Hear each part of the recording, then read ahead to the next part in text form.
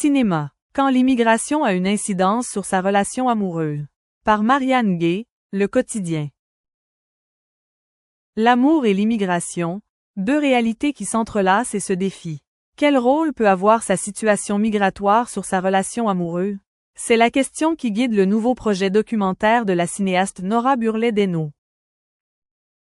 Aimer, c'est aussi s'engager au-delà du cœur, parfois jusque dans la loi.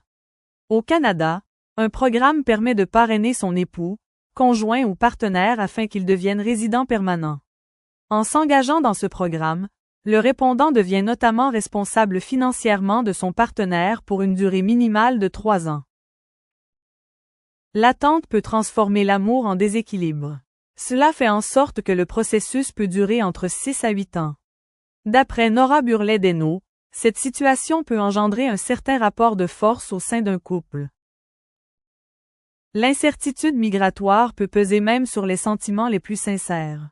Arrivée elle-même au Québec en 2019, cette dernière a senti que sa situation migratoire avait effectivement mis de la pression sur sa relation. Mettre en lumière l'amour à l'épreuve du système. Maintenant bien établie, elle souhaite examiner ce programme en particulier, et son impact sur le couple, à travers un projet documentaire intitulé Parrainage. Quand la bureaucratie dicte la manière d'aimer. Le programme demande certains critères, notamment un engagement financier assez grand, mais aussi des critères sur comment vivre l'amour ensemble. Ces critères sont inspirés d'une vision assez patriarcale du couple. Derrière chaque film, un accompagnement pour transformer une idée en voix collective. Grâce à une résidence de scénarisation avec la bande Sonimage, Nora Burleigh-Desnos reçoit un accompagnement en continu depuis plusieurs mois pour travailler sur ce projet. Préparer, chercher, créer. Un long chemin vers un cinéma engagé.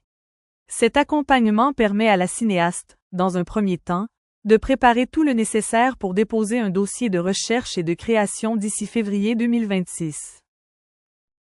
Comprendre pour mieux raconter. L'art au service des voix réduites au silence. C'est pour m'entourer le plus possible de personnes universitaires, de personnes d'associations de terrain, que ce soit par rapport à l'immigration ou aux violences intimes. Je veux leur exposer mon projet et prendre le plus de documentation sur les dynamiques de force et de violences intimes.